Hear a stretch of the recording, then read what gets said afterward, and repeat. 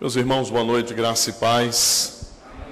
Vamos abrindo a Escritura na carta do apóstolo Paulo aos Romanos. Esta noite nossa mensagem tem por título a transitoriedade das aflições, capítulo de número 8.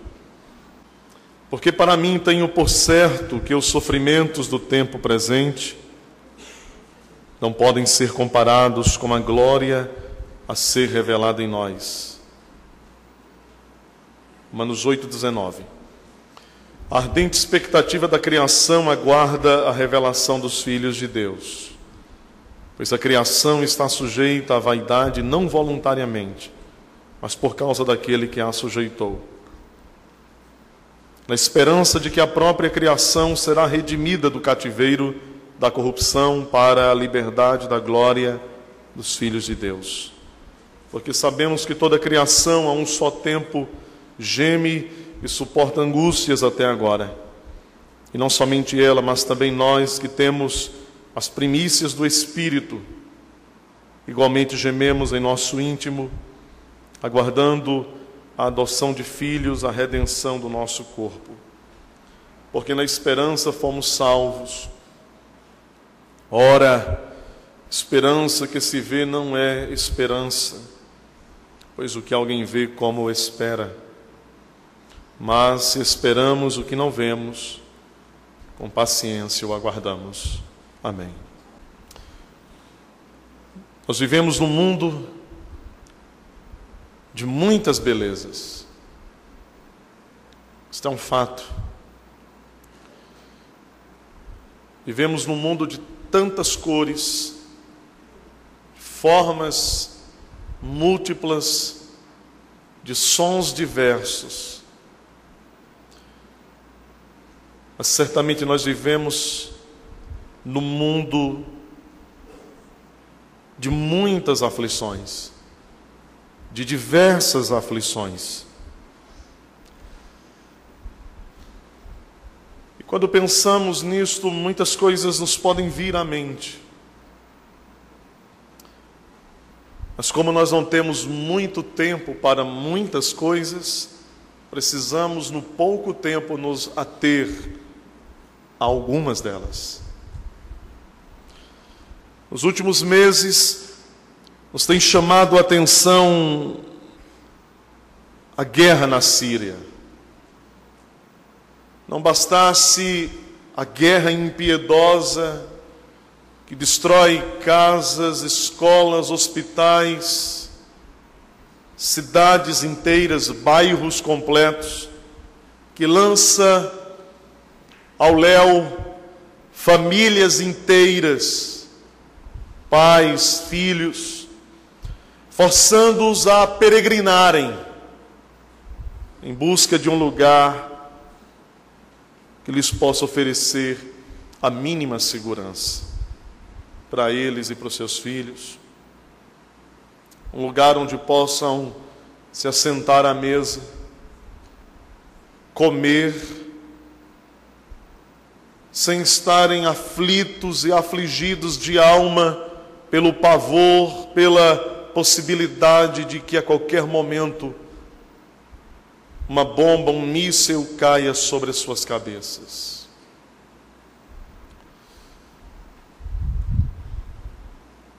Estes saem, quando conseguem sair do caos, recebem, meus irmãos, um título que não lhes oferece qualquer dignidade. São chamados de refugiados. Refugiados. Qual a dignidade de um refugiado? Ele não tem mais sua casa. Ele não tem mais o seu trabalho. Ele não tem mais seus vizinhos, seu bairro, sua cidade. O que lhes restou? O que lhes sobrou? Podemos, meus irmãos, à vista destas coisas, Como se não bastasse estas descritas aqui brevemente, nos toma o coração a angústia de ver adultos, muito mais ainda de vermos crianças inocentes sendo mortas aos montes, envenenadas por ataques químicos covardes, repugnantes. Nós podemos dizer então que o povo da Síria é um povo debaixo de grande, profunda aflição. E o que dizer daqueles tantos outros também chamados de refugiados, que fogem de seu país, de suas raízes, de sua cultura, do seu habitat natural, para não morrerem de fome, para não verem os seus filhos morrerem de fome, esmagados pela mão de ferro de um governo que tem arruinado a Venezuela.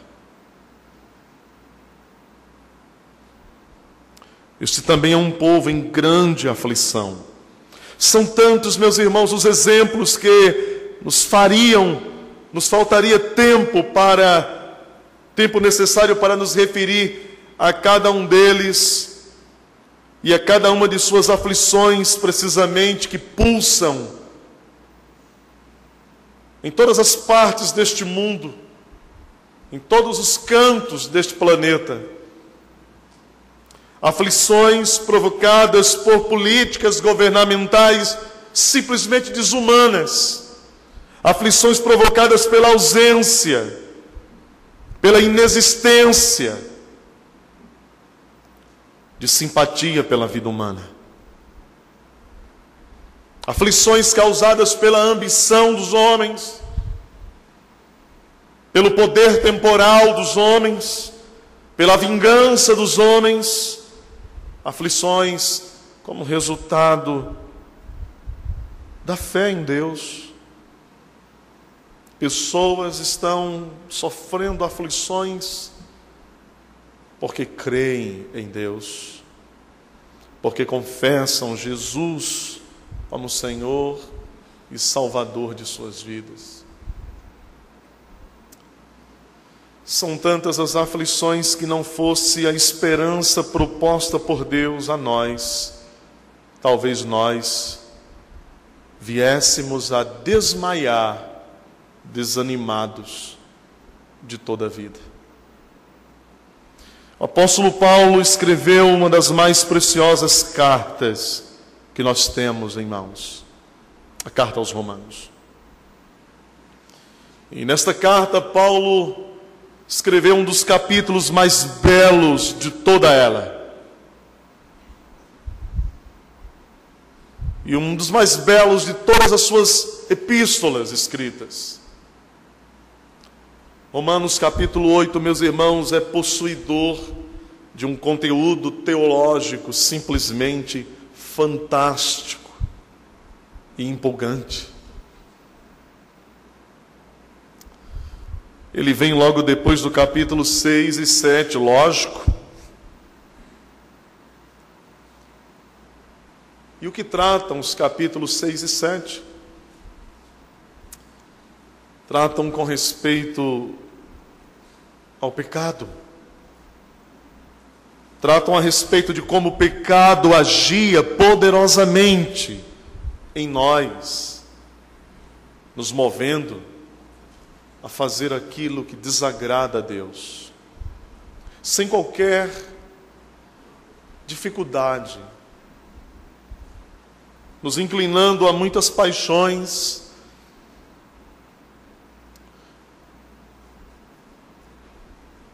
mas este poder, não agindo apenas em nós, agindo também sobre nós, nos incapacitando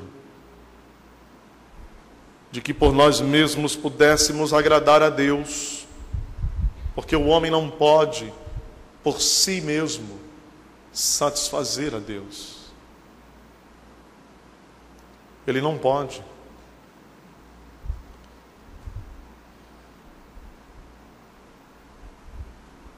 O pecado é a origem de muitas das aflições. Chegando à raiz, sendo ele a raiz da maldade do gênero humano. Paulo vem a dizer que o pecado não tem mais domínio sobre nós no capítulo 6. Porque não estamos mais debaixo do poder do pecado, mas debaixo da graça de Deus. Então, depois de dizer estas verdades, ele avança com passos largos nessa maravilhosa notícia de que não temos mais este poder terrível sobre nós, o poder do pecado, de que o pecado não domina mais sobre nós, de que nós não somos mais escravos do pecado para satisfazer as concupiscências da carne. E a passadas largas, Paulo então vai do capítulo 6 e 7, chegando ao 8, e agora ele nos diz: agora, pois, nenhuma condenação há para os que estão em Cristo Jesus. Como é bom ouvir isso. Mas mais do que isso, como é bom saber em nosso coração, em nossa alma, de que não há mais condenação para os que estão em Jesus Cristo.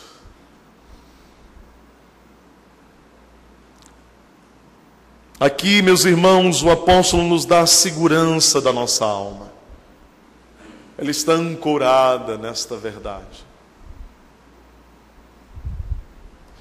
Chegando até o ponto em que lemos nesta noite, andando um pouco mais, chegamos aos versos que lemos. E então, ele diz que todavia temos de passar por vários sofrimentos. Ele nos lembra anteriormente de que Deus em Cristo Jesus nos livrou do domínio do pecado. Estamos livres, nós cantamos. Que agora, pois, não há nenhuma condenação para os que estão em Jesus Cristo.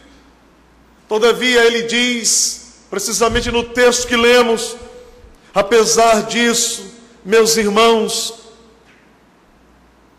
é mister que passemos por várias provações, por vários sofrimentos, experimentemos diversas aflições, mas então ele nos diz, mas todas elas são passageiras, transitórias, temporais, não duram para sempre. Não são contínuas, eternas.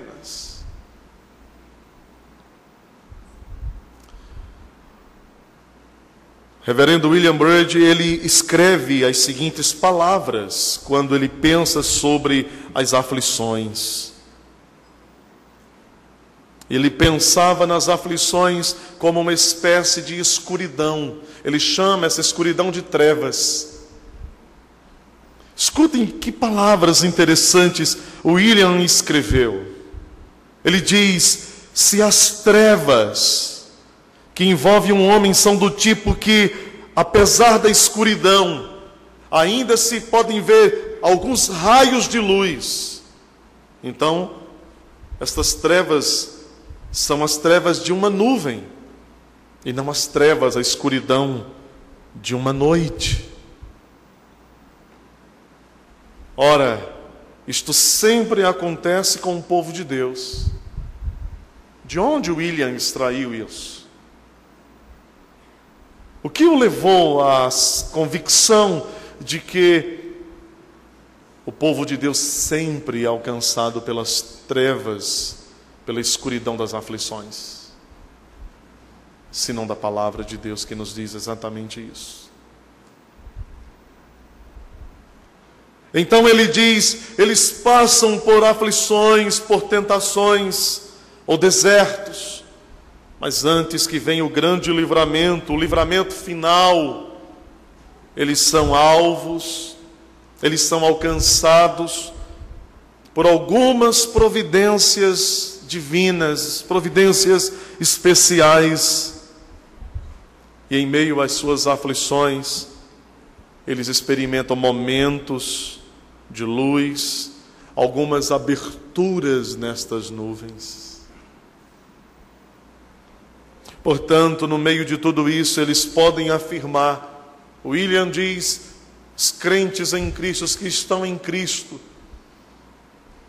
aqueles aos quais o apóstolo Paulo escreveu estas palavras: em meio às nuvens das aflições, à escuridão das aflições, eles podem afirmar, com certeza, estas trevas não são as trevas de uma noite, e sim a escuridão de uma nuvem.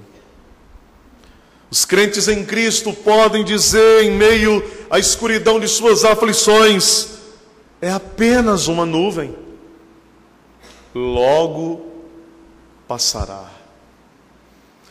Nossa tese, meus irmãos, a ser afirmada aqui e comprovada, seja pelas Escrituras ou pela própria vida na prática, é que os que estão em Cristo Jesus passarão por muitas dificuldades, muitas aflições, por causa de sua fé, essencialmente. Mas como disse William, são apenas um momento, uma nuvem, passará. De tal modo, meus irmãos, este texto é maravilhoso para nós, da Escritura. Porque para mim tenho por certo, diz Paulo, eu tenho certeza, eu tenho convicção, segurança.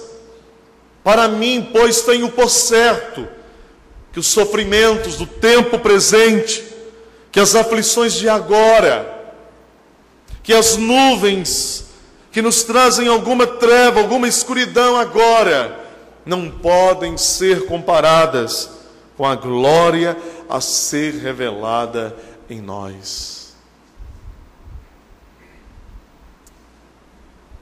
Quando Moisés esteve diante de Deus em meio à glória e viu a glória de Deus, diz a Escritura que Moisés desceu daquele monte com o rosto brilhando como o sol na sua força. E aquilo era aterrador para os israelitas. Aquilo colocava medo, pavor em quem olhava para Moisés. Imagine o rosto de um homem brilhando como um farol. E então Moisés colocou um véu, até que aquela glória, aquela luz, aquele brilho se foi desvanecendo. Isto é, diminuindo, até apagar. Paulo então está dizendo, eu sei que as aflições nos cercam, eu sei que elas são reais agora, elas estão presentes agora para mim, irmãos, para vocês, para nós, mas nada disso pode ser comparado com aquilo que há de ser revelado em nós um dia. Aqui Paulo nos diz que devemos, portanto, recobrar o ânimo, porque as aflições, irmãos, elas tendem a nos esgotar as forças. Quando atravessamos por vales difíceis de aflições, por desertos de aflições,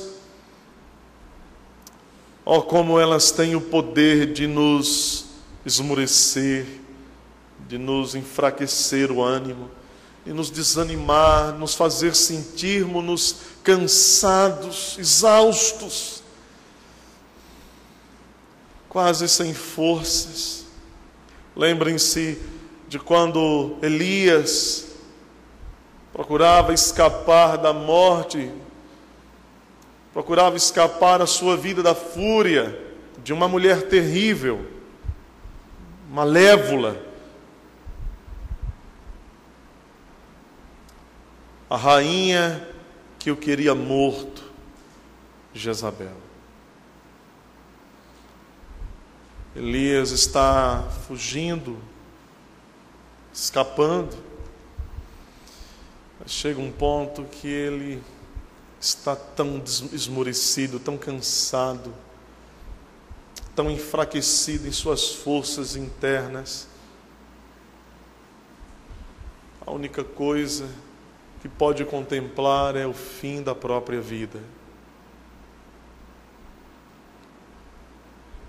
As aflições têm esse peso sobre nós, podem nos sugar as energias. Mas quando nós colocamos os olhos sobre as palavras que o Senhor nos dá pela vida do apóstolo Paulo, nos asseverando, nos garantindo que os sofrimentos do tempo presente nem se podem comparar com aquilo que há de ser revelado em nós, a glória que há de ser revelada em nós. Então Paulo está, pelo Espírito de Deus, nos animando sempre. Ou Deus, por Paulo, está nos animando, porque ele está nos dizendo que o superior deixa para trás o inferior. Se as aflições presentes são tal qual a escuridão a nos cercar, a glória que há de ser revelada é muito superior. Ela é como os raios do sol na sua força. Ele está dizendo: sejam animados, recobrem as forças, recobrem a esperança, recobrem o ânimo. Oh, como essa palavra me fortalece nessa noite. Como isso fortalece o meu coração e a minha alma. Como isso vem qual comida a minha alma. E ouvindo como Deus mesmo dizendo a mim, quem sabe a vocês, ainda há muito que caminhar. Força, ânimo, andem. Porque as aflições do tempo presente não se podem comparar à glória que vai ser revelada em vocês. Elas são o prelúdio do triunfo. E seguindo este raciocínio de Paulo, as palavras ditas por Jesus, elas são tão doces ao nosso ouvido. No mundo passais por aflições, mas tende bom ânimo. Eu venci o mundo, disse Jesus. E estas palavras de Jesus estão em completa conexão com o que Paulo estava falando aos cristãos em Roma. Pois certamente Cristo não venceu, meus irmãos, o mundo. E nisso tudo se resume. Não, claro que não. Ele venceu para levar em vitória todos os que nele confiam. Sua vitória é a nossa vitória. Sua ressurreição dos mortos é a nossa ressurreição. Sua vida se tornou a nossa vida. De tal modo que a vitória de Cristo se torna a nossa própria vitória sobre as aflições deste mundo. Como isso é poderoso! O cristão deve ter a certeza de que o sabor amargo das aflições, ele é inevitável de ser experimentado. Se você é cristão, se você é um crente em Jesus Cristo, crê nele, e você está decididamente resoluto em não provar o cálice das aflições, então eu recomendo que você morra agora. Porque não há um salvo no mundo, não há um filho de Deus sequer no mundo, vivo aqui, que não precise ser confortado por estas palavras: no mundo tereis aflições, mas tenham bom ânimo. Não há como evitar isto.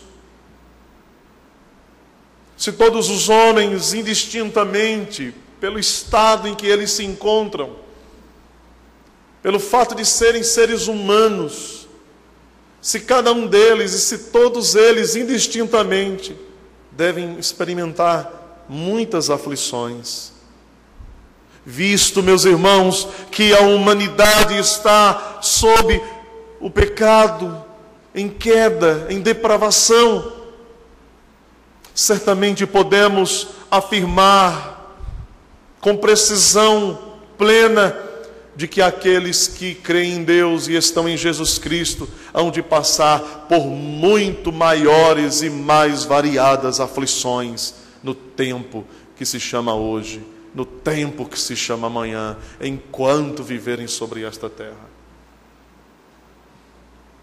O sabor amargo das aflições é inevitável.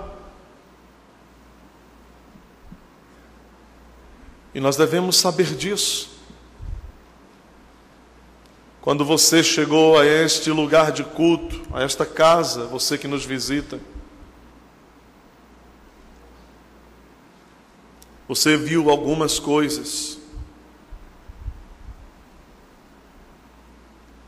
Quando você entrou, você viu algumas mais, mas você não viu aqui nessas paredes, na reprodução, na grade da frente desse lugar. Você não viu uma placa luminosa, alguma coisa do gênero, uma faixa dizendo: entre e os seus problemas acabaram. Entre e as suas aflições terminaram. Venha, porque daqui para frente é só bênção. Por acaso vocês que entraram aqui hoje leram isso? Quantas pessoas nos visitam hoje? Eu estou perguntando com muito carinho a vocês. Vocês leram isso?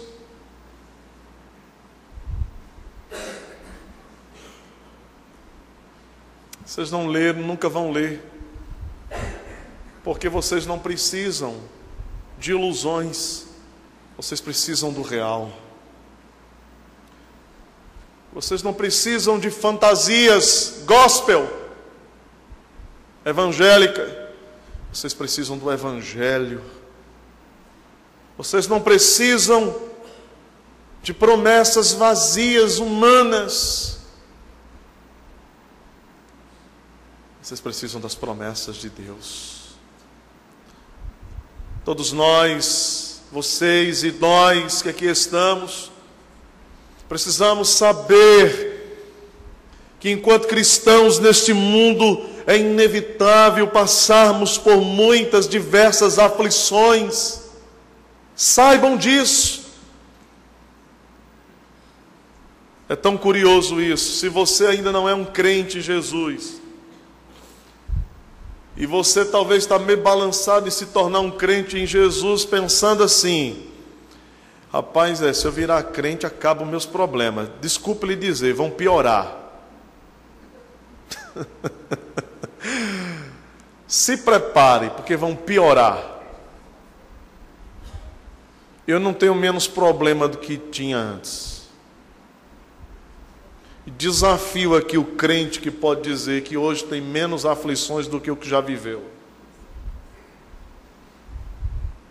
Porque sabe, uma das aflições mais dolorosas que o homem pode experimentar Existem muitas, de diversas naturezas. Uma das mais cruéis é quando temos que lidar com nós mesmos, com nossas próprias mazelas, com nossas próprias limitações, quando temos que encarar nossas próprias fraquezas e perdas, e muitas vezes não conseguimos vencê-las. Como isso nos aflige o coração, ao ponto em que nós chegamos e dizemos: ó Deus, como eu gostaria de ser melhor do que isso que eu sou. Se o seu coração às vezes não é afligido por esta realidade, tenha cuidado, porque nós não somos ainda o que queremos ser. Nós não somos ainda o que um dia haveremos de ser. Mas certamente nós seremos aquilo que Deus quer que sejamos um dia.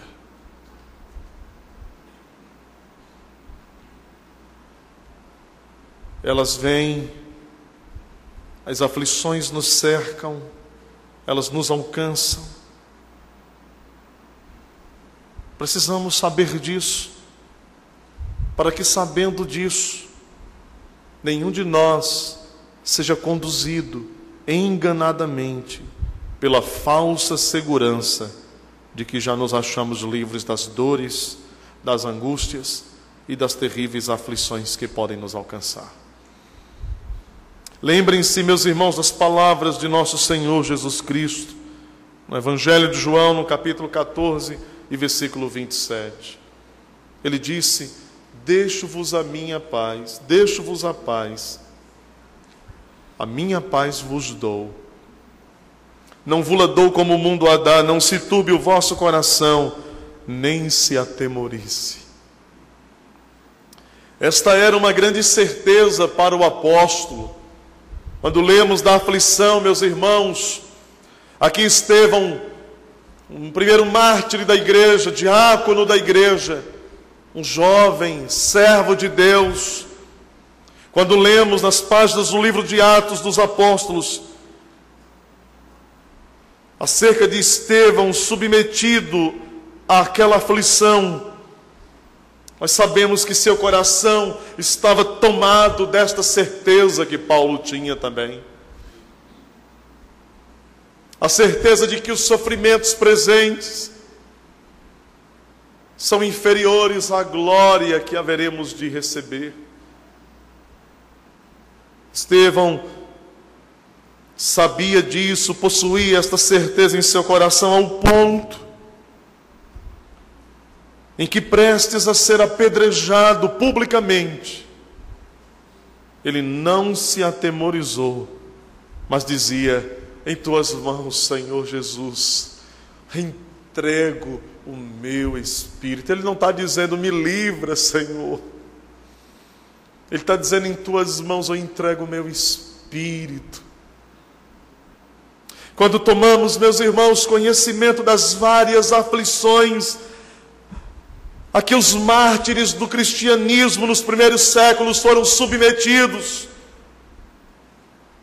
quando lemos as páginas que registram a história pelos séculos dos séculos, sabemos que esta mesma certeza de que os sofrimentos presentes, as aflições que nos alcançam, não podem ser comparadas à glória futura, esta mesma certeza estava no coração daqueles mártires do cristianismo.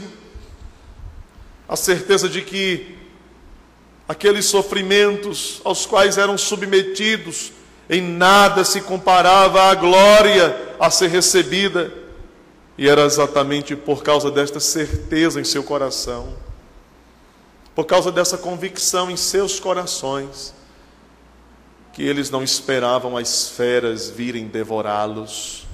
Eles corriam a encontrar as presas dos leões. Era por esta certeza que eles não temiam fogo nas mãos do carrasco. Era por causa desta certeza que quando Maria sangrenta, na Inglaterra, odiosa dos crentes, os crucificava, colocava suas Bíblias aos seus pés, deixava que os baldes se enchessem do sangue dos crentes, depois deixava suas Bíblias dentro do sangue. Era por isso que eles não renunciavam ao nome de Jesus, porque eles sabiam que aquele sofrimento era transitório. Podiam matar seus corpos, podiam ferir sua carne, mas não podiam ferir seus espíritos. Estavam guardados pela graça de Deus em suas mãos. Antes de partirem, já contemplavam como que os céus abertos e Jesus a recebê-los e dizendo: venham, venham, venham para mim agora. Vocês me pertencem, são meus.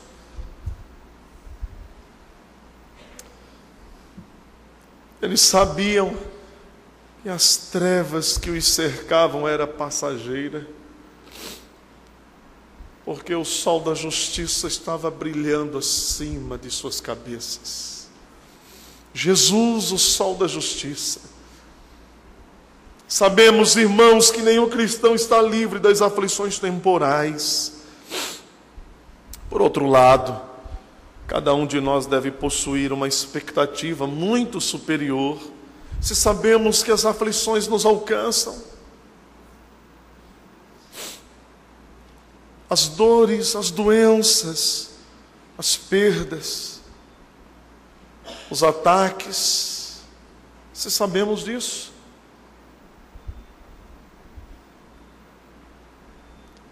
Por outro lado,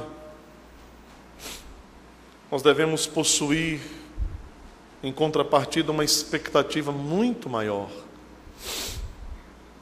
uma expectativa muito superior, uma que não se resume a esta vida, porque se a nossa esperança em Cristo se resume a esta vida, somos os mais miseráveis dentre todos os homens.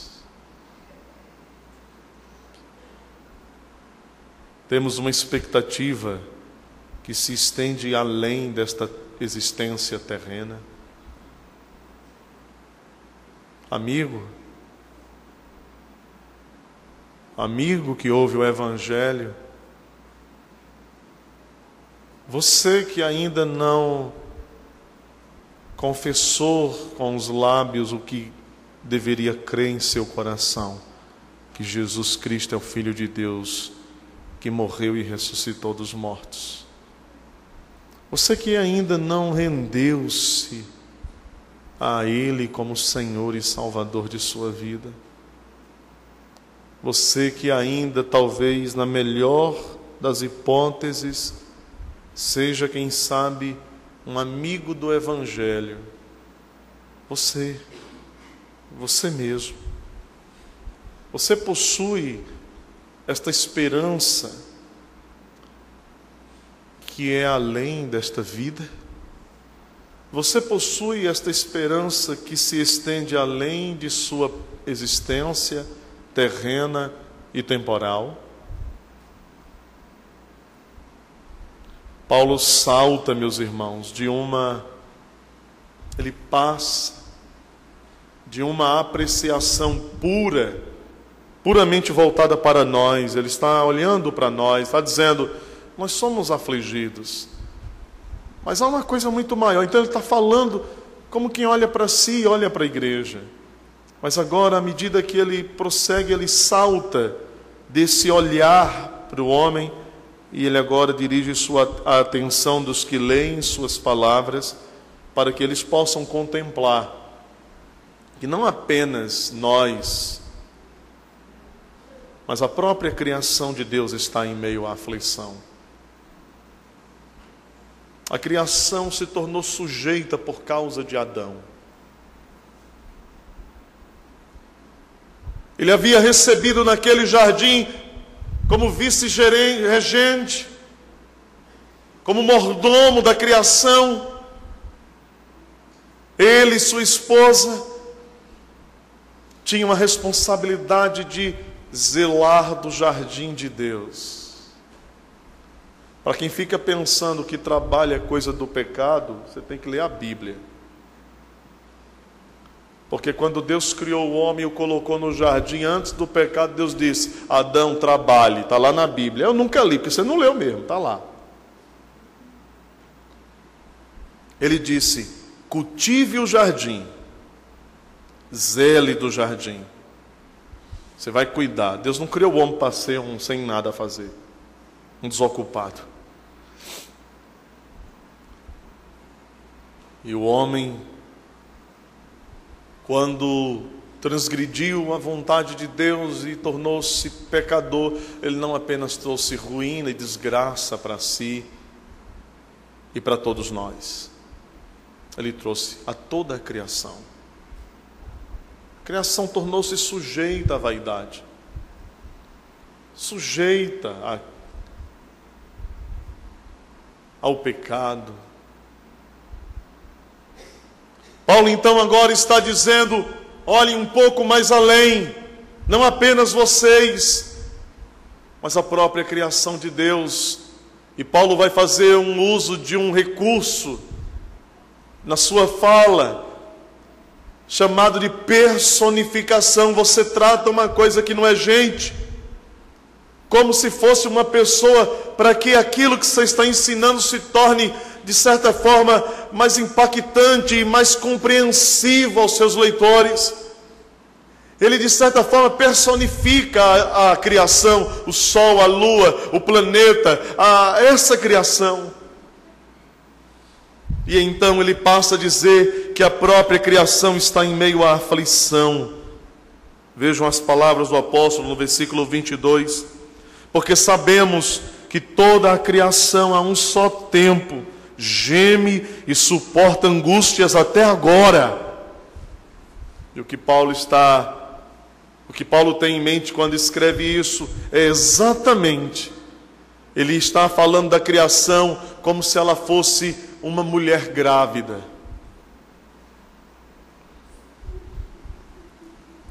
E as mulheres que são mães, via de regra, quando é a hora de dar à luz, as dores, a angústia, a aflição que cerca a mulher, Paulo está dizendo: a criação está gemendo, como uma mulher para dar à luz, gemendo dores de parto. Ela está na expectativa até agora, gemendo pela redenção do nosso corpo. Em outras palavras, a redenção final nossa, a libertação plena e total de todas as aflições que nos cercam no tempo presente, será, meus irmãos, igualmente uma bênção para toda a criação de Deus, que agora sofre, que padece por causa do pecado. O que temos aqui é que a própria criação afetada pelo pecado aguarda, segundo Paulo, a nossa redenção final, a ressurreição do corpo, bem como a transformação do corpo. A glória que é superior às aflições. Não apenas representa uma bênção para nós, mas para toda a criação de Deus, para todo este teatro da glória de Deus, onde Ele esbanja a sua glória. Eu fico pensando às vezes maravilhado, como não será a nova terra. Eu leio as palavras de João em Apocalipse, quando diz: vi novo céu e nova terra. Às vezes eu fico pensando, meu Deus, essa terra afetada pelo pecado, em vaidade, essa criação caída pelo pecado, arruinada por causa do homem, já é tão bonita, já nos tem tanto a oferecer, às vezes enche os nossos olhos. O que não será a terra da recriação, meus irmãos?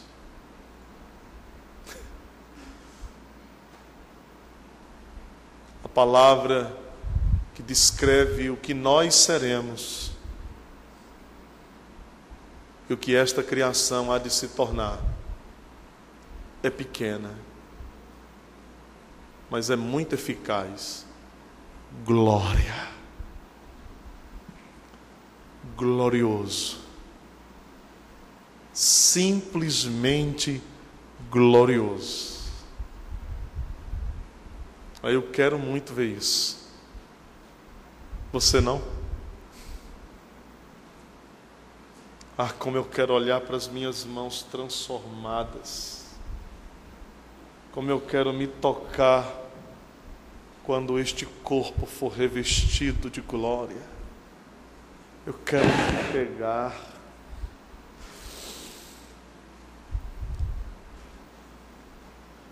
Toda essa nossa bendita esperança, nós chamamos de esperança escatológica. Espera aí, calma, não se atormente, não se atribule. Oh, meus irmãos, escatológico é uma palavra bonita. Nós estamos nas quintas-feiras aqui falando sobre escatologia. Escatológica, de escatom, o estudo ou as doutrinas do fim, aquilo que há de acontecer. Tem sido muito bom estudar isso nas quintas-feiras. O que Paulo propõe à igreja em Roma, a nós, exatamente uma esperança escatológica, isto é, uma esperança por algo que Deus ainda fará. Ele fará isso. Certamente Ele fará. Veja como Paulo, ele escreve, então no versículo 25, mas se esperamos o que não vemos, com paciência o aguardamos. Nós o aguardamos. Vai vir. Deus vai fazer. A libertação final e plena das aflições é uma esperança escatológica. Deus vai fazer. A redenção da criação é uma esperança escatológica. A redenção do nosso corpo é uma esperança escatológica. Deus vai realizar. Nossas aflições do presente serão reduzidas potencialmente. As nossas aflições agora, elas são, meus irmãos, reduzidas, potencialmente minimizadas. Perdem aquele poder voraz de nos sugar as forças, de nos minguar, de nos colocar ao chão, de nos colocar arruinados, sem ânimo qualquer. Exatamente quando em nossa mente e em nosso coração nós abrigamos essa esperança escatológica, Ele fará isso em nós e por nós, para a sua própria glória. Experimente. Quando as aflições o cercarem, quando as aflições tentarem sucumbi-lo, pare. Traga a sua mente ao seu coração a esperança escatológica, a esperança daquilo que Deus fará, isto é, lembre-se de como Ele transformará o seu corpo de humilhação para ser semelhante ao corpo da glória de seu Filho. Lembre-se disso. Lembre-se de que Ele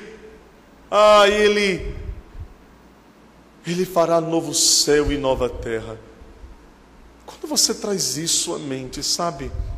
Isso é tão superior que o inferior, a gente olha assim e diz: eu aguento mais um pouco. Eu vou conseguir. Eu resisto mais um pouco porque tem uma coisa muito melhor na frente.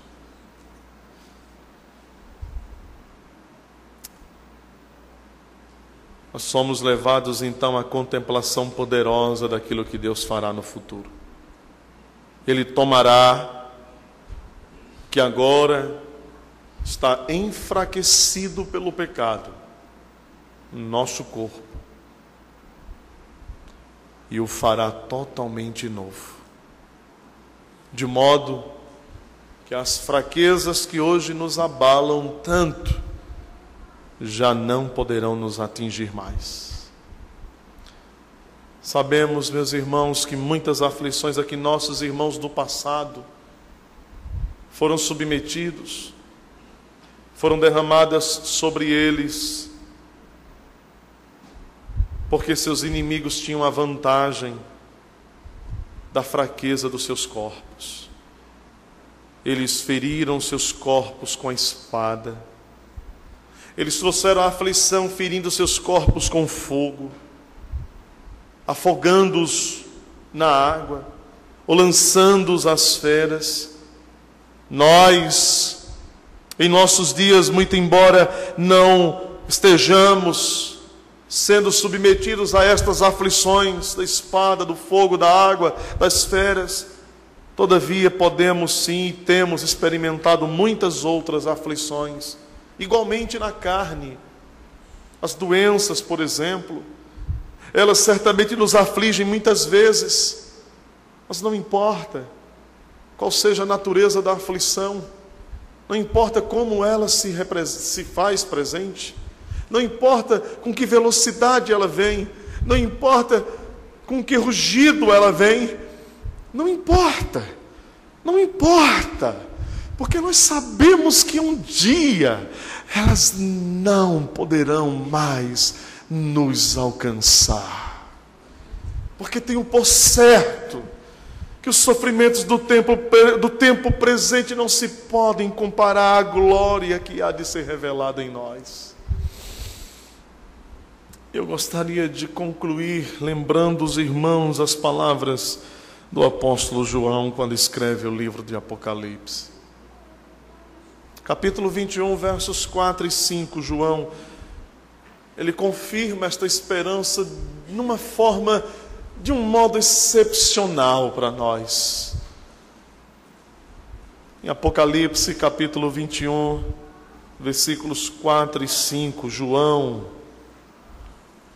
escreve segundo a ordem de Jesus e diz assim, vamos ler juntos?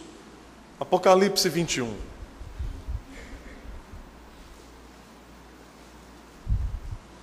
Versos 4 e 5. Abra uma Bíblia. Vamos ler juntos. A confirmação dessa esperança gloriosa, que alegra o nosso coração, que refaz a nossa alma. Diz assim, vamos juntos? Ele lhes enxugará dos olhos toda lágrima, e a morte já não existirá, já não haverá luto, nem pranto, nem dor, porque as primeiras coisas passaram. E aquele que está sentado no trono disse, eis que faço novas todas as coisas. E acrescentou, escreve, porque estas palavras são fiéis e verdadeiras. Aleluia! São fiéis e verdadeiras. Se a escuridão de uma nuvem parecer demorar mais do que nós esperamos, que sempre, irmãos, tenhamos a esperança de que o nosso sol da justiça nunca se apaga. Jesus, nosso sol da justiça brilha acima de nossas cabeças. Jesus é o Senhor dessa esperança, e Ele não permitirá que ela desvaneça, que ela se apague, que ela desapareça. Se a nuvem das nossas aflições nos cercarem, corramos os olhos à palavra que nos diz, tenho por certo que as aflições deste tempo presente não se podem comparar à glória que há de ser revelada em nós. Amém.